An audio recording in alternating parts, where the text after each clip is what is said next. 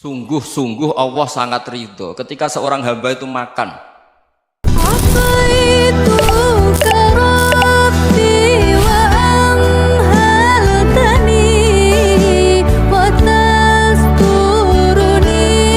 Sungguh-sungguh Allah sangat ridho ketika seorang hamba itu makan. Makan ketika sesuap nasi dia muji Allah, ketika minum seteguk nasi dia muji Allah.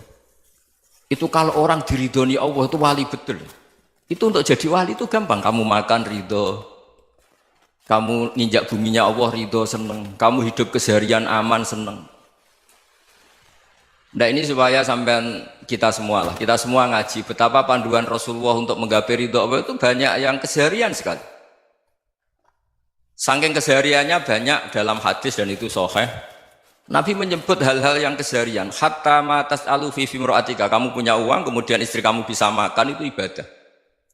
Bahkan sebagian ibadah itu dicontohkan Nabi yang akhirnya diprotes sahabat.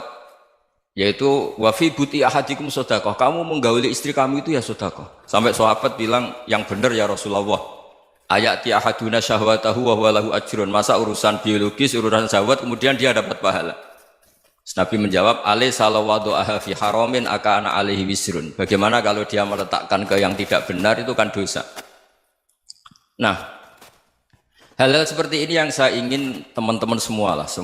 Saya juga agak ingin ngaji demi Anda juga agak ingin. Itu dosa sekali ngaji kok pesanan kelompok tertentu itu enggak boleh. Islam itu untuk semua. Jadi ya cuma karena di depan saya jenengan ya seakan-akan jenengan korbannya. Itu ada ilmunya dalam usul fikih itu. Jadi orang itu harus ngaji usul fikih. Nama yang disebut, mungkin Mas Sufyan masih ingat zaman ngaji usul fikih. Nama yang disebut itu tidak jaminan sebagai prioritas perintah. Jadi misalnya gini, kebetulan yang di depan Nabi itu Abu Dzar. Nabi ya bilang, ya Abu Dzarin ini uhibbuka misalnya, atau ya Mu'ad ini uhibbuka, atau ya Abu Hurairah ini uhibbuka misalnya. Banyaklah riwayat yang Nabi nyebut ya Abu Dzarin, ya Mu'ad, ya Abu Hurairah. Kemudian misalnya Nabi meneruskan khitab, ini uhibbuka, saya mencintai kamu, fakul dubur sholatin, atau sebagian riwayat disebut fala tada'anna dubura kulli sholatin, Allahumma inni ala dzikrika wa syukrika wa husni ibadatik. Saya mencintai kamu, siapa saja, Mu'ad bisa, Abu Dzar bisa siapa.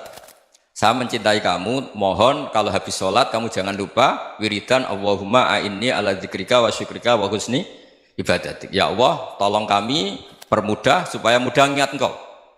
Anda tidak bisa mentang-mentang, wong nama saya Parmin, nama saya Purnomo, itu yang diperintahkan Mu'ad misalnya. Jadi yang disebut satu, tapi khitab itu untuk siapa saja. Saya teruskan ya. Jadi saya mohon semua kita melakukan kebaikan itu, kalau dalam kaidah fikih disebut al-yakin la yuzalu bisyak. Banyak kebaikan yang kebenarannya itu 100%. Tidak punya efek samping ke pihak lain, ke kelompok lain, ke komunitas lain. Itu tadi misalnya Anda makan, dan itu murah sekali, hanya butuh satu piring. Setiap punyaan kamu muji Allah, setiap minum kamu muji Allah. Itu redaksinya Rasulullah SAW disebut, Allah sangat ridho ketika seorang hamba makan, kemudian dia memuji Allah. Atau minum, kemudian dia muji Allah. Logikanya gampang, negara seperti ini yang kamu harapkan bentuknya kayak apa, mertua, ipar, komunitas, tetangga, itu nyata terjadi itu kan belum pasti. Sementara yang mesti terjadi adalah kamu butuh makan, kalau tidak mati. Butuh minum, kalau tidak mati. Butuh bumi yang nyaman ditempati, kalau tidak kita juga mati. Sebab itu Allah kalau menyebut nikmatnya itu hal-hal yang keseharian. Alladzi at'amahum min ju'. Allah itu siapa? Allah itu yang menciptakan kamu bisa makan. Tidak berlebihan, Allah itu yang menciptakan kondisi sosial itu ideal. Zaman Nabi itu ya ada orang munafik. Orang-orang pilihan Allah itu juga diuji orang sekelilingnya yang macam-macam. Semua diuji sesuai konteks zaman dan waktu. Nah, tapi ada ibadah-ibadah yang selalu disarankan Nabi. Sampai Nabi itu pernah ditanya, ayul islami khairun ya Rasulullah, Islam terbaik itu gimana? Jawaban Nabi itu unik. It'amu to'am, Islam terbaik itu ya makan-makan, santai-santai. Ketika Allah menyebut beberapa kebaikan, falak tahamal aqobah, wa ma adrokan apa? Mal aqobah. Terusannya apa? Fakku rokobah. Terusannya apa? Au it'amun fiyaumin di masubah. Ya itu acara makan-makan itu juga Islam. Kenapa? Ya bayangkan kalau tidak ada makanan, kita mati kan? Kondisi sosial tidak ideal tuh Anda masih gak apa-apa. Tapi kalau Anda tidak makan, Anda tidak minum, kamu punya istri cerewet masih bisa hidup, punya mertua cerewet masih bisa hidup. Tapi kalau tidak makan bisa mati. Berarti penting mana istri sama makan? Penting mana? Makan. Semoga istri Anda dengar, nanti kamu disuruh makan tapi pulang deh. Itu kalau dibahasakan makan masih memahami. Penting mana nasi satu piring dengan istri. Nggak ada nasi mati, nggak ada istri belum mati. Penting mana? Gak berani jawab kan? Nah, ternyata Anda ada garang kan di depan istri. Jadi saya mohonlah, mungkin Mas Sufyan Sauri tadi yang bisa bantulah. Teman-teman tuh ngaji yang keseharian saja. Karena kita nyari ridha Allah itu berdasar firman Allah. Dan firman Allah itu menyebut keseharian tuh riang, gampang. Yaitu tadi misalnya wa min ayatihi manamukum billaili wan nahar. Termasuk ayat-ayat Allah itu kamu tidur. Maka dulu itu ada guyonan, ada tokoh Mu'tazilah, kelompok dalam Islam yang berpikir manusia itu bisa menentukan ikhtiarnya sendiri. Karena saya bisa duduk, ingin berdiri, berdiri. Karena kelompok ini nggak terima kalau semua kehendak Allah, nanti bagaimana kalau semua kehendak Allah kok ada hisab ya, ada sanksi. Lucunya itu dia akhirnya, ini cerita ya, mencintai seorang perempuan, cantik sekali. Dan itu dia menjadi ahli sunnah itu oleh hal-hal yang sepele. Karena istrinya cantik, ya namanya suami istri hubungan intim. Terus ditanya, Mas, masih ingin lagi? Masih. Silahkan diulang lagi. Wah ya tidak bisa.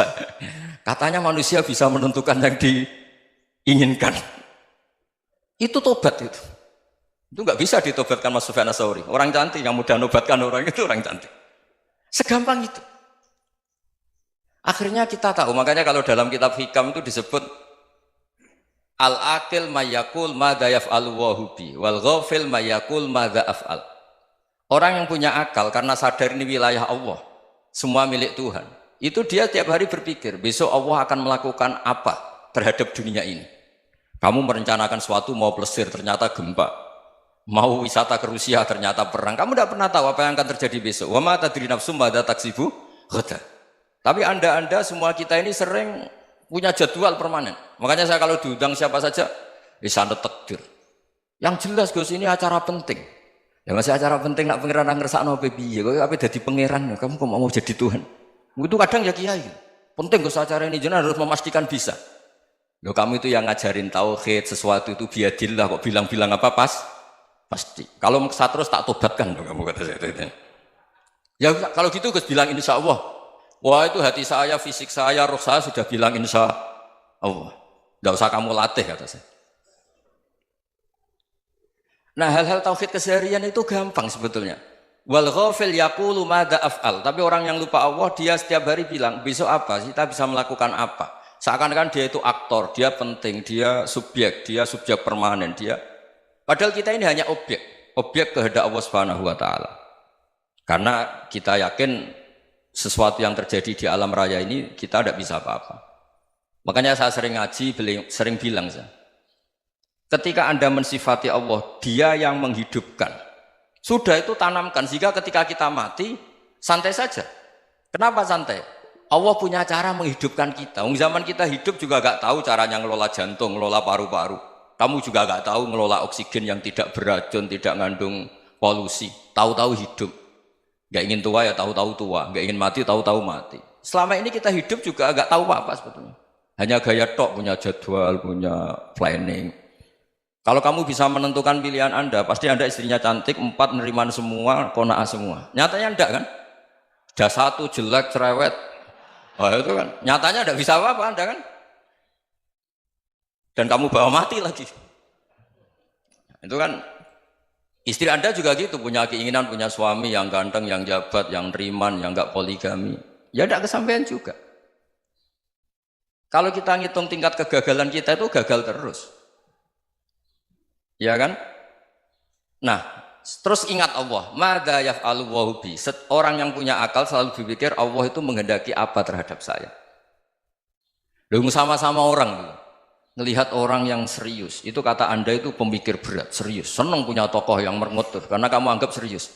Tapi sebagian orang nganggap orang yang serius itu wong merengut, wong masam, wong muka kok ditekuk.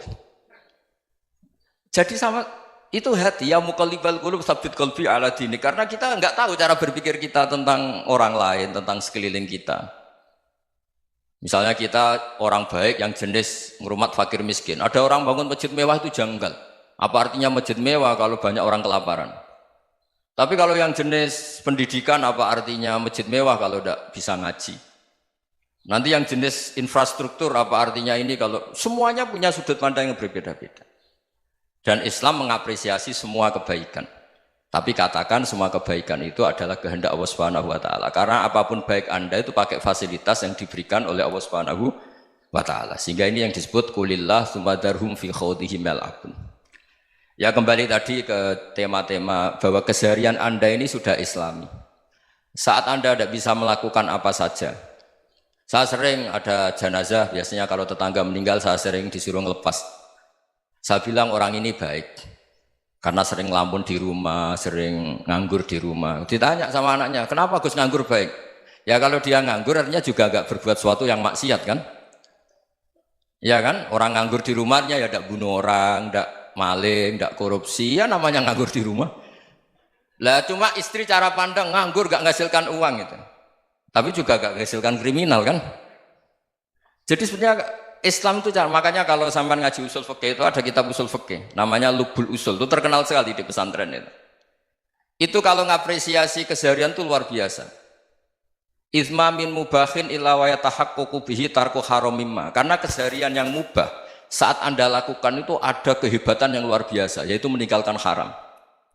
Makanya dulu banyak orang-orang alim ketemu temannya itu guyon sampai semalaman. Itu biasanya yang semangat Islam itu kiai kok tidak tahajud, kiai kok tidak witir. Orang yang sedang mapan uangnya banyak, malam itu tidak kelayaban itu sudah luar biasa. Melawan nafsu supaya tidak maksiat itu sudah luar biasa. Supaya lupa guyon sama temannya semalaman sampai subuh. Gejlok-gejlokan ngenang zaman miskin, zaman kuliah nggak jelas, zaman apa. Melihatnya jangan takut tahajud. Seperti ini meninggalkan tahajud, tapi meninggalkannya ini talkul muharramat. Jadi kayak apa hebatnya? Sehingga Imam Ghazali punya riwayat yang agak unik. Hatta takuna ibadatu akhiri hadil ummah iku an-naum. Sehingga suatu saat ibadah terbaik umat ini itu tidur. Itu kan riwayat kontroversi. Ketika Imam Ghazali tanya, kenapa iya? Kenapa kamu mulai keluar dari rumah itu sudah banyak maksiat? Melihat perempuan yang enggak mahram, melihat fenomena. Tapi kalau kamu tidur itu enggak melihat apa-apa. Tapi juga kamu jangan nganggap tidur itu ibadah betul. Saatnya melakukan fardu ain malah masih tidur. Tapi itu sudut pandang yang menjadikan kita Islam itu gampang. Jadi saat Anda tidak bisa aktivitas apa-apa, misalnya ada beberapa orang yang lumpuh. Lumpuh itu memang nggak bisa Jumatan, nggak bisa ibadah, tapi dia juga nggak bisa maksiat. Tidur itu memang Anda saat itu tidak bisa tahajud, tidak bisa witir, tapi saat itu ada zina, ada maling, tidak gosipkan orang, tidak bully orang, tidak menanamkan kebencian, tidak hasud. Sehingga tidur menurut Allah Ta'ala wa min ayatihi manamukum billaili apa?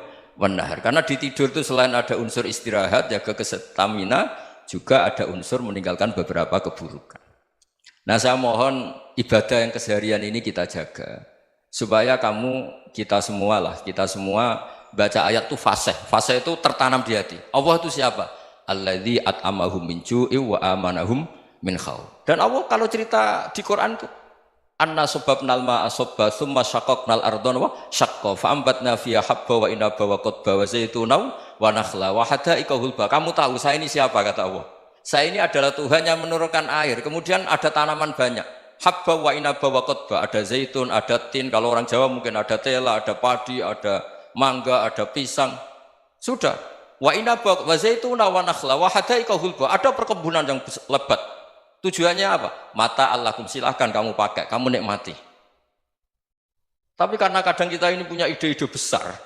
Tadi untuk syukur saja nunggu punya istri riman, rumah baik, tetangga baik, komunitas baik, semuanya baik baru syukur. Lama-lama nanti ada di surga, syukurnya nunggu surga paling kelas A. Itu sudah ada yang menghuni Rasulullah, kamu nggak boleh di situ. Masa untuk syukur saja? Repotnya Masya Allah. Jadi mohonlah Quran yang kalau Anda hafalkan juz amma itu kan ada ayat-ayat yang kayak tadi. Ya, fal yang dzuril insanu ila ta'ami. Coba lihat apa yang kamu makan ya? Dari mana? Dan untuk mempertahankan hidup kamu keseharian. Jadi jangan kira ibadah itu harus membentuk komunitas yang versi Anda. Ibadah itu harus yang hal yang mulu-mulu. Kesehariannya Anda alami. Loh ini saya tidak bikin-bikin. Saya ngaji bukan karena berdasar pesanan. Itu ayat yang saya baca kan betul ada ayatnya kan. Fal yang dzuril insanu ila ta'ami. Anna sobabnal ma'a sobba. Thumma syaqaqnal ardo syaqqa. Fa'ambasna fiha habba wa inabau wa qadba wa zaitunaw wa nakhla wa hada'iqa khulba. Terusannya apa? Mata'al lakum. Silakan kamu nikmati. Mata itu silakan kamu nikmati. Ya kayak sampean dikasih hidangan ya makan. Ya sudah makan. Habis makan ya minum. Habis itu ngantuk ya tidur. Ya sudah normal-normal saja. Kayak apa indahnya Islam. Tapi Anda mencari Islam yang gimana lagi? Nah itu yang diajarkan guru-guru kita, diajarkan sanad kita sampai Wali Songo, sampai Rasulullah SAW. Bahwa pada akhirnya ada jihad, ada perang. Itu dulu memang perang, bukan membunuh. Beda. Dulu kita dijajah Belanda ya perang, dan itu normal karena kita dijajah. Jadi ketika orang lain ingin baik sama kita, wa in ahadum minal musyrikin astajaruka ya fajirhu hatta yasma'a kalam Allah. Kalau mereka ingin baik ya kita baik. Makanya ada istilah musta'man, mu'ahad. Kalau mereka ingin damai, berdampingan dengan kemajmukan ya itu yang lebih baik. Karena memang Islam menghormati proses perdamaian. Wa in janahu lis-salmi ya fajnah lah. Kalau ingin damai ya kita harus